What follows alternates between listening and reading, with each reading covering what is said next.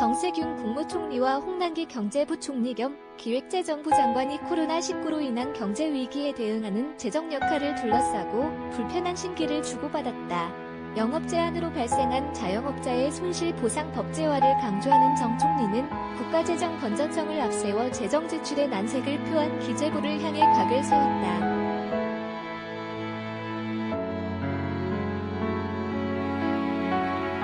정 총리는 21일 정부의 방역 기준을 따르느라 영업을 제대로 하지 못한 분들을 위해 적절한 지원이 필요하며 이를 제도화하는 방안을 검토해야 할 때라고 밝혔다.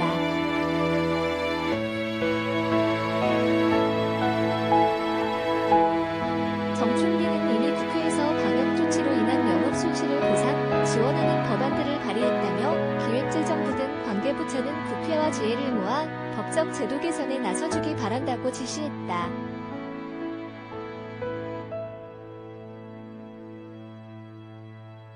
이처럼 정 총리가 기재부를 향해 질타성 지시를 공개적으로 내린 배경은 자영업 손실보상 법제화를 놓고 기재부의 반대 목소리가 표면화됐기 때문이다.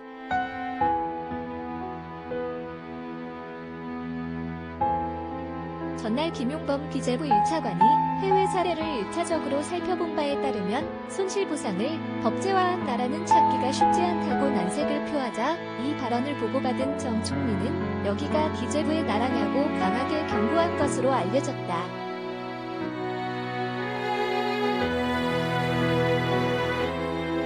정 총리가 주도하는 손실보상제는 이낙연 더불어민주당 대표의 이익공유제, 이재명 경기도지사의 4차 재난지원금 전국민 국한 지급 주장과 맞물려 여권 내 대선 주자들 경쟁의 일환이라는 해석이 나온다.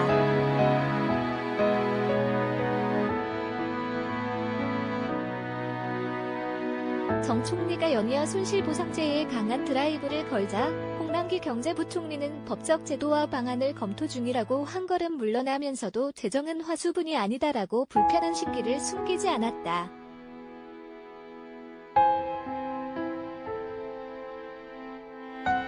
홍 부총리는 22일 페이스북에 올린 글에서 영업제한 손실보상에 대한 입법적 제도화 문제와 관련해선 이미 몇몇 의원이 입법 초안을 제시한 상태이기도 해 기재부도 어떠한 형태로든지 대응이 필요하다고 보고 내부 점검을 하고 있는 상황이라고 했다.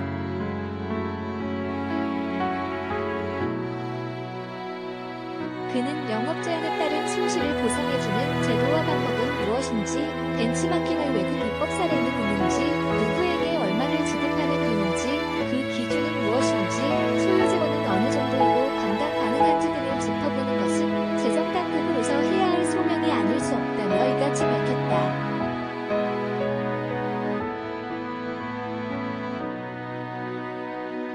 또한 국가의 영업 제한 조치로 어려움을 겪는 자영업자, 소상공인 등을 위한 가장 합리적인 제도와 방안이 무엇인지 부처 간, 당정 간 적극적으로 협의하고 지혜를 모으겠다고 덧붙였다.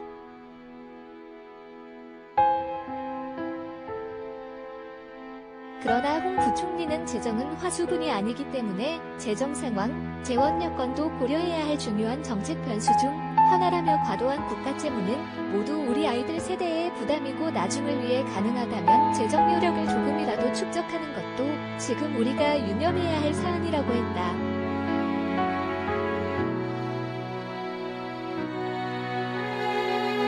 또한 우리 재정의 경우 GDP 대비 국가 채무 기준이 OECD 선진국에 비해 상대적으로 낮은 것이 사실이지만 코로나 위기를 극복하면서 국가 채무가 빠르게 늘어나는 등 재정 여건이 악화돼가고 있다고 했다.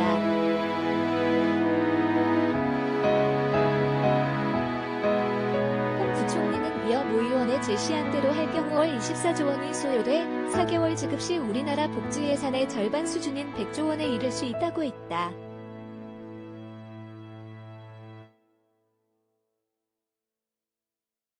집합금지 업종 기준 매출액 감소분의 70%까지 보상해주자고 제안한 더불어민주당 민병덕 의원의 제안을 수용하려면 매달 24조 7천억 원이 투입돼야 한다는 언론 보도를 인용한 것이다.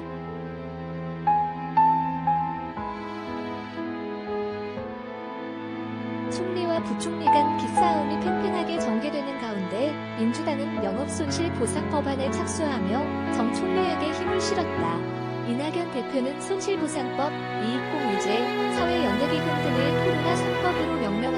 협의 의지를 드러냈다.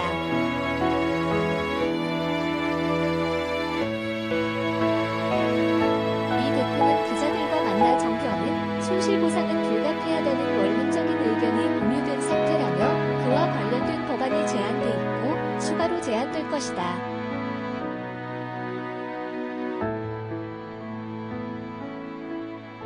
그걸 놓고 법안을 심의해가는 과정에서 정부와 상의하겠다고 했다.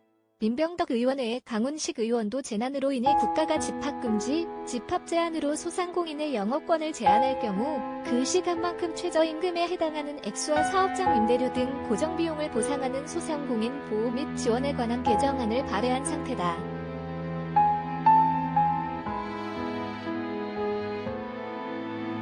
이에 따르면 정부 재원은 월 1조 2천억 원이 소요되는 것으로 추산된다.